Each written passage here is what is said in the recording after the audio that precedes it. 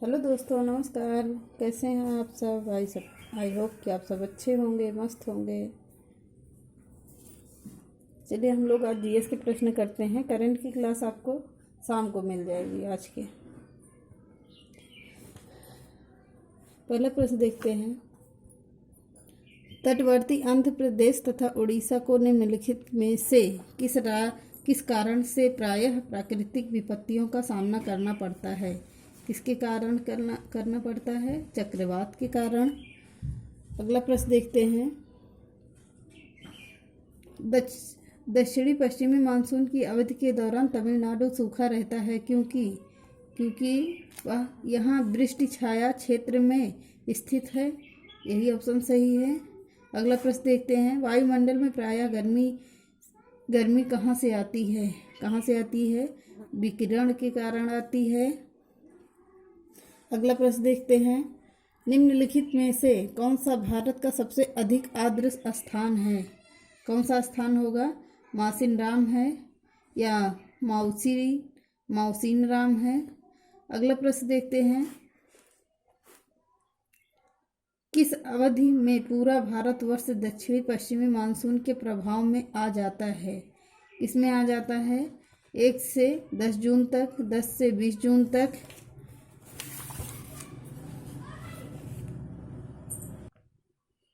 या 20 जून से 30 जून तक आ जाता है, या 1 से 15 जून तक आ जाता है। कब से आ जाता है बताइए आप लोग।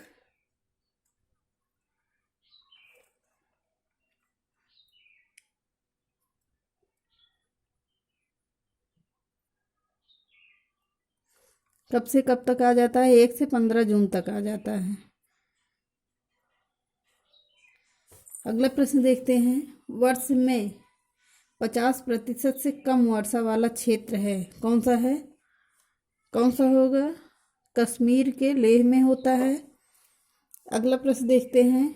चेन्नई को दक्षिणी पश्चिमी मानसून से अन्य स्थानों की अपेक्षा कम वर्षा होती है। कहाँ पर होती है? मानसून कोरोमंडल तट के समांतर चलते हैं। चेन्नई बहुत गर्म है और नमी के संघनित नहीं होने देता है। वे अपतट पवने हैं। उपयुक्त सभी होगा। अगला प्रश्न देखते हैं। भारत के धान के प्रदेश से किस सेंटीमीटर अधिक वर्षा क्षेत्रों में स्थित हैं? किसमें है? 100 सेंटीमीटर। यहाँ पर जो खाली है यहाँ पे 100 सेंटीमीटर हो जाएगा। अगला प्रश्न अपवाह तंत्र से देखते हैं। निम्न में से किस नदी का स्रोत भारत से बाहर है? किसका है? ब्रह्मपुत्र का है, आप सभी को पता है।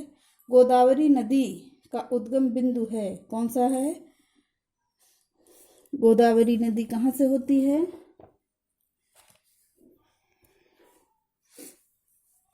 नासिक से होती है। अगला प्रश्न देखते हैं। 607वां प्रश्न है। निम्नलिखित में से वह नदी कौन सी है जिसका उद्गम भारतीय क्षेत्र में नहीं है? किसका नहीं है? ब्रह्मपुत्र का ही नहीं है। और अगला प्रश्न देखते हैं। प्रायद्वीपीय भारत की सबसे बड़ी नदी कौन सी है? कौन सी है? गोदावरी नदी है। अगला प्रश्न देखते हैं। नासिक किस नदी के किनारे स्थित है? किस नदी के? गोदावरी नदी के किनारे स्थित है। भारतीय प्रायद्वीप की सबसे लंबी नदी कौन सी है? कौन सी है? कृष्णा नदी है। अगला प्रश्न देखते हैं। निम्नलिखित में से किस नदी को दक्षिण गंगा कहा जाता है? किसे कहा जाता है? गोदावरी नदी को कहा जाता है। अगला प्रश्न देखते हैं। भारत की किस नदी को वृद्ध गंगा कहा जाता है? किसे कहा जाता है? गोदावरी नदी को कहा जाता है। दो नदियों के बीच उपजाऊ भूमि को कहते हैं, क्या कहते हैं? दोआब का क्षेत्र कहते हैं। निम्नलिखित में से कौन सी नदी हिमालय से परे की नदी है? कौन सी होगी? सतलज नदी है। सतलज नदी है। अगला प्रश्न देखते हैं। ब्रह्मपुत्र नदी निम्नलिखित में से किस हिमनद से निकलती है? किससे निकलती है? चेमा युंगडुंग से निकलती है। अगला प्रश्न देखते हैं। भारत में कौन सी नदी को खुला नाला कहा जाता है?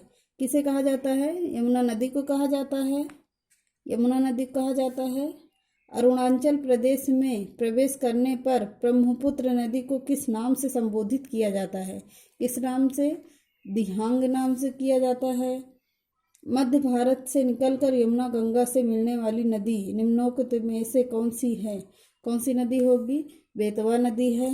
अगला प्रश्न देखते हैं, तिब्बत में सांगपो कहलाने वाली नदी कौन सी है? कौन सी होगी? नर्मदा नदी है। निम्नलिखित में से वह नदी कौन सी है जिसका उद्गम भारतीय राज्य क्षेत्र से नहीं है? किसका नहीं है? घाघरा का नहीं है। अगला प्रश्न देखते हैं,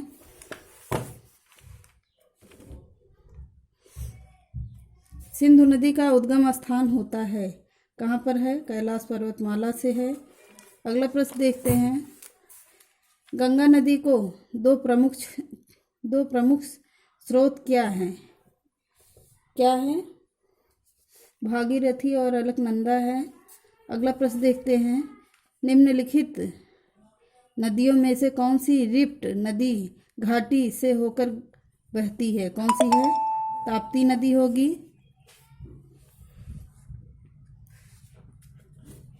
बस आज के लिए इतना ही। मिलते हैं अगली क्लास में। तब तक हमारे चैनल को लाइक करिए, सब्सक्राइब करिए और ज़्यादा से ज़्यादा लोगों को शेयर करिए।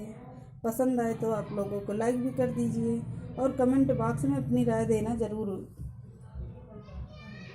जो भी क्वेश्चन गलत हो या डाउट हो कमेंट बॉक्स में आप लोग दे सकते हैं। नमस्कार।